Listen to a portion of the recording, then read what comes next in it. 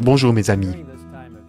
En cette période de l'année, surtout ici aux États-Unis, nos pensées se tournent souvent vers la maison, alors que les familles se préparent à se réunir pour célébrer ce que l'on appelle le Thanksgiving. C'est un moment spécial pour remercier Dieu des bénédictions de l'année et passer du temps avec les proches et pour aider les moins fortunés. Mais nous le savons tous, cette année est très différente. À cause du coronavirus, la vie a été bouleversée de nombreuses façons. Les familles et les amis sont dissuadés de se réunir. De nombreuses communautés religieuses ne se rencontrent plus en personne. Les difficultés économiques frappent partout. Et tragiquement, plus d'1 million de vies ont été perdues dans le monde à cause de cette maladie mortelle. Lorsque nous regardons l'année 2020, il ne semble pas qu'il y ait beaucoup de raisons de se réjouir. Toutefois, nous sommes encouragés par 1 Thessaloniciens, chapitre 5, versets 16 à 18. Soyez toujours joyeux, priez sans cesse, exprimez votre reconnaissance en toutes circonstances, car c'est la volonté de Dieu pour vous en Jésus-Christ. Incroyable! Ce court passage de l'Écriture nous donne une description claire de la volonté de Dieu pour chacun d'entre nous. C'est-à-dire, numéro 1, être toujours joyeux. Numéro 2, prier sans cesse. Et 3, exprimer sa propre reconnaissance en toutes circonstances. Pourquoi Dieu nous demande-t-il d'être joyeux, de prier et d'exprimer notre reconnaissance même dans des circonstances difficiles?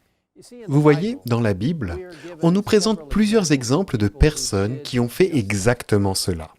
L'un des plus significatifs se trouve peut-être dans le livre des Actes, dans le Nouveau Testament. Paul et Silas étaient dans la ville de Philippe, prêchant l'Évangile, lorsqu'une jeune fille possédée par des démons se mit à les suivre, criant et semant la confusion partout où ils allaient. Nous lisons dans Actes, chapitre 16, versets 18 et 19. Elle a fait cela pendant plusieurs jours. Paul, agacé, s'est retourné et a dit à l'esprit, « Je t'ordonne au nom de Jésus-Christ de sortir d'elle. » Il est sorti au moment même. Quand les maîtres de la servante ont vu disparaître l'espoir de leur gain, ils se sont emparés de Paul et Silas et les ont traînés sur la place publique devant les magistrats. Vous voyez, de faux témoins ont été amenés pour témoigner contre les deux missionnaires, qui ont ensuite été battus sans pitié et jetés dans la partie la plus sombre et la plus cachée de la prison, leurs pieds nus cruellement enchaînés.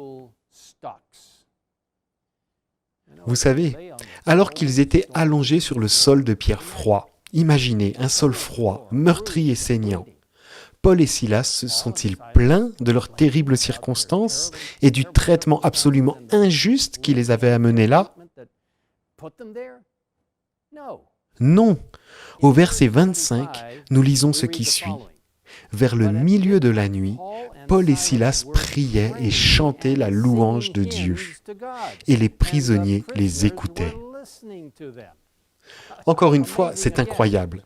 Ils priaient et chantaient des hymnes à Dieu dans cette malheureuse situation, et remarquez la dernière partie très importante de ce verset.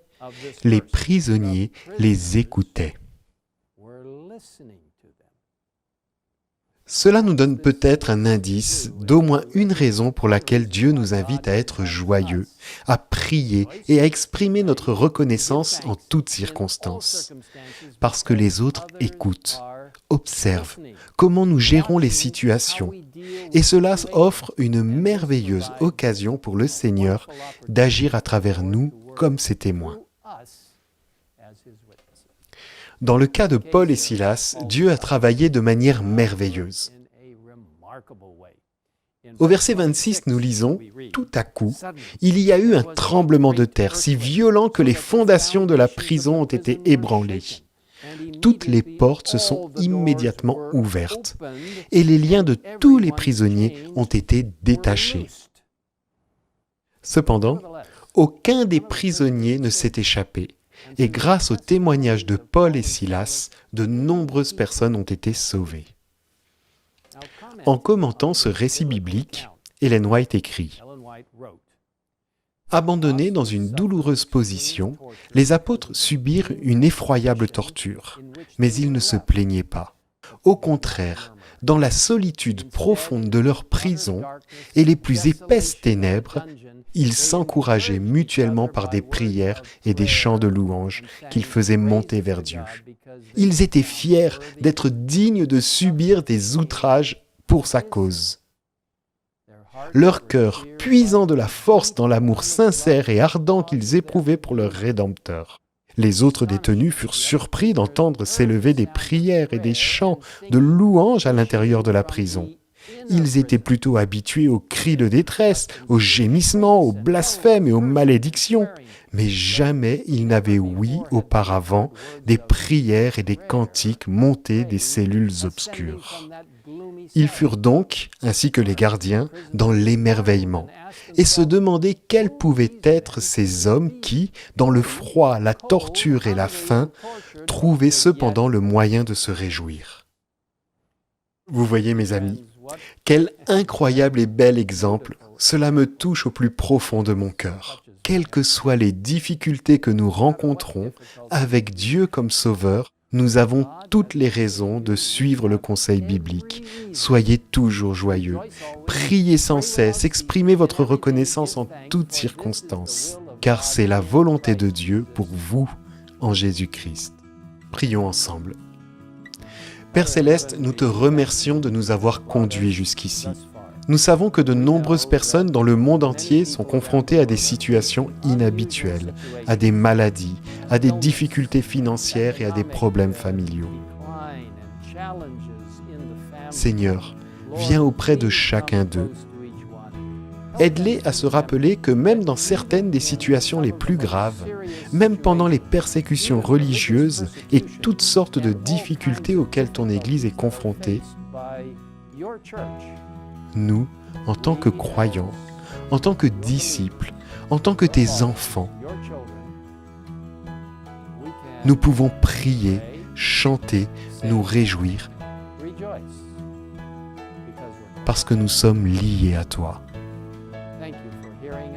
Et lorsque nous regardons vers l'avenir, nous savons que nous serons tous confrontés à des défis, car la fin du monde approche. Mais nous te remercions pour l'espoir que nous avons en Jésus, qui reviendra bientôt, et pour le fait qu'il sera avec nous jusqu'à la fin du monde.